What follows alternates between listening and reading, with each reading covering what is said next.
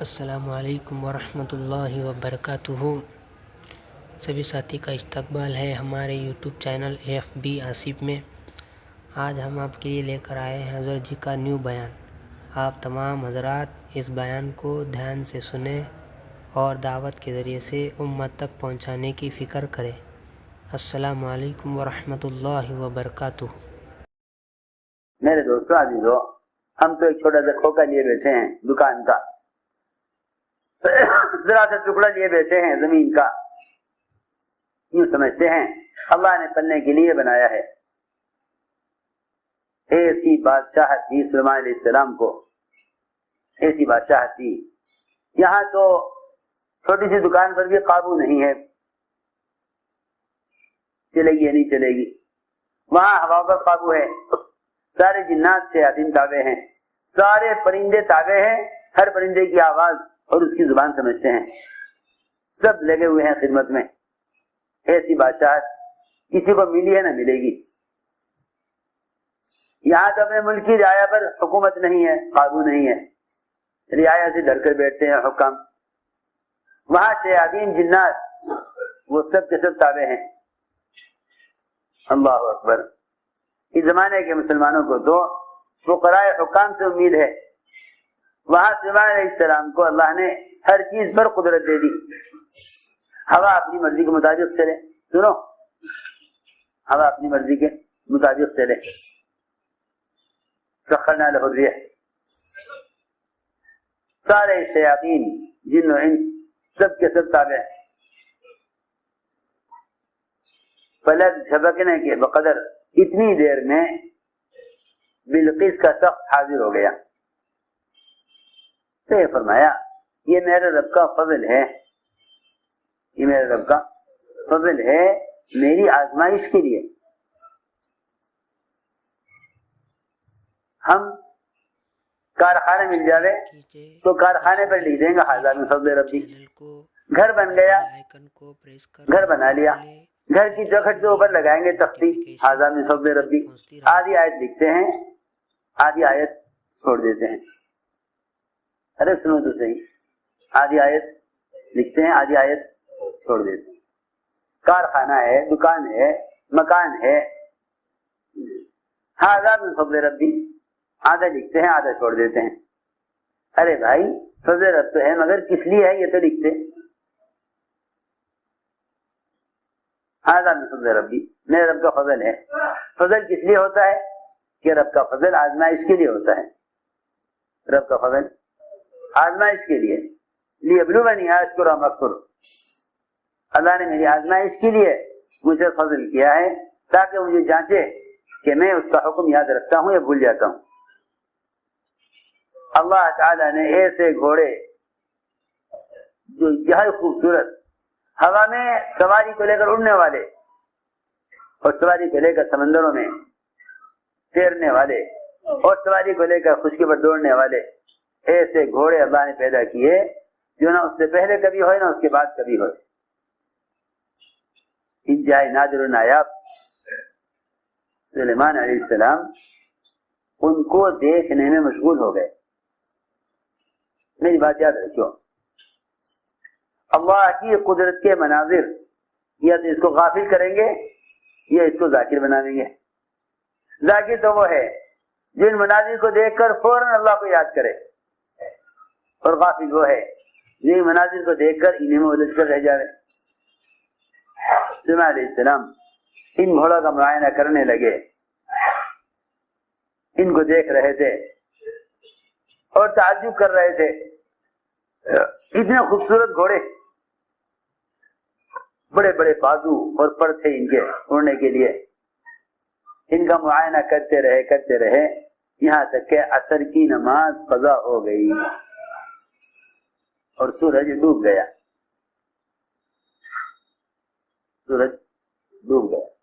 دیکھو میں کچھ کہہ رہا ہوں، مجھے یہ سمجھانا ہے کہ لوگ یہ کہتے ہیں کہ اسباب تو اللہ نے ضرورت کے لیے بنائے ہیں۔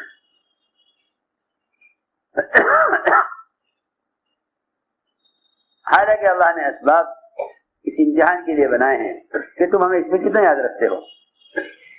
سلیمان علیہ السلام ان گھوڑوں کے دیکھنے میں ایسے مشغول ہوئے کہ سورج ڈوب گیا اور عصر کی نماز قضا ہو گئی۔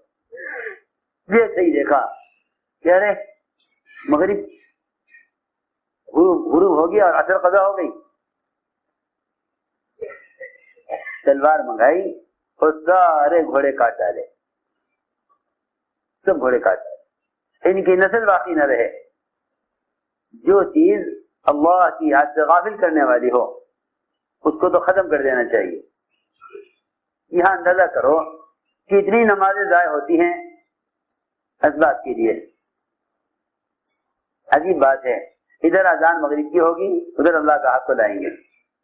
اس آزمائش تجھے رزق دینے کے لیے گاہک کو نہیں لائے، تجھے رزق دینے کے لیے گاہک کو نہیں لائے، یہ دیکھنے کے لیے گاہک کو لائے ہیں کہ اس وقت نماز کے لیے آتا ہے، اگر لینا چاہتا ہے عمل کے ذریعے پھر تو ہمیں گاہک کی لانے کی ضرورت نہیں ہے، ہم اپنی قدرت سے پالیں گے۔ اور اگر گاہک کے ذریعے سے لینا چاہتا ہے تو نماز کو ضائع کرے گا یہ کہہ کر کہ اللہ ہی نے تو اس وقت گاہک کو بھیجا ہے۔ ہاں، گاہک کو اس لیے نہیں بھیجا کہ تجھے رزق دیں، گاہک کو اس لیے بھیجا ہے تاکہ تجھے آزمائیں کہ تو عمل کو ضائع کرتا ہے گاہک کے لیے یا گاہک کو چھوڑتا ہے عمل کے لیے۔ دیکھو تو صحیح، ہم تو فرائض کو ضائع کر دیں کیا کہہ کر بھئی جماعت کی نماز تو سنت ہی تو ہے، فرض تو ہے نہیں۔ اب جماعت کی نماز کھڑی ہو گئی ہے، ادھر گاہک آ گیا ہے، چلو جماعت سے پڑھنا سنت ہے اور فرض نماز پڑھنا فرض ہے، نماز پڑھنا فرض ہے، جماعت سے پڑھنا سنت ہے۔ حالانکہ اس جماعت کی نماز کی حکمت اور اس کی سنت اتنی اعلیٰ ہے کہ آپ صلی اللہ علیہ وسلم نے یہاں تک فرمایا کہ جو لوگ نماز تو نہیں چھوڑتے لیکن گھروں پر پڑھ لیتے ہیں، دل چاہتا ہے کہ ان کے گھروں کو آگ لگا دوں۔ جماعت کی نماز کی اہمیت وہ اس لیے تھی تاکہ صبح سے لے کر شام تک 5 مرتبہ، صبح سے لے کے شام تک 5 مرتبہ سارے ایمان والے عملی طور پر مسجد میں جمع ہو کر یہ دکھلائیں کہ ہم منافقین اور کفار میں سے نہیں ہیں۔ اور بیل آئیکن کو پریس کرنا نہ بھولے۔ جماعت کی نماز کی حکمت یہ ہے کہ 5 مرتبہ مسلمان کافروں سے الگ ہو کر مسجد میں جمع ہو کر یہ دکھلائیں کہ ہم مسلمان ہیں۔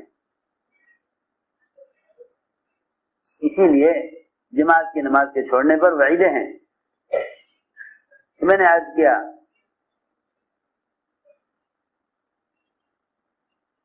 کہ ہم جماعت کی نماز کو سنت سمجھ کر چھوڑ دیتے ہیں۔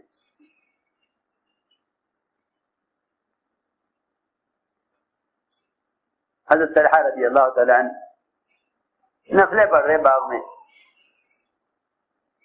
میں نفل پڑھ رہے، اور ظاہر بات ہے کہ وہ باغ میں نفل ہی پڑھیں گے، فرض پڑھنے کا تو مطلب ہی نہیں ہے۔ باغ میں نفل پڑھ رہے تھے، اتنا گھنا باغ کہ پرندے کو نکلنے کے لیے راستہ نہ ملا، اس کو دیکھنے میں لگے، اس کو دیکھنے میں لگے، ایسے مشغول ہے اسے دیکھنے میں کہ رکعت یاد نہ رہی۔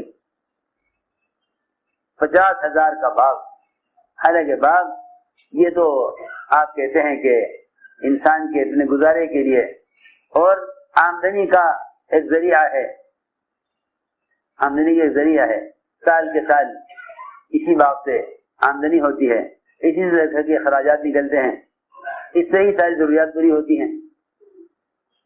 سنو تو صحیح، جن کے نزدیک عمل اثر ہوتا ہے پلنے کے لیے وہ اسباب کی پرواہ نہیں کرتے، جن کے نزدیک اسباب اثر ہوتے ہیں پلنے کے لیے وہ عمل کی پرواہ نہیں کرتے۔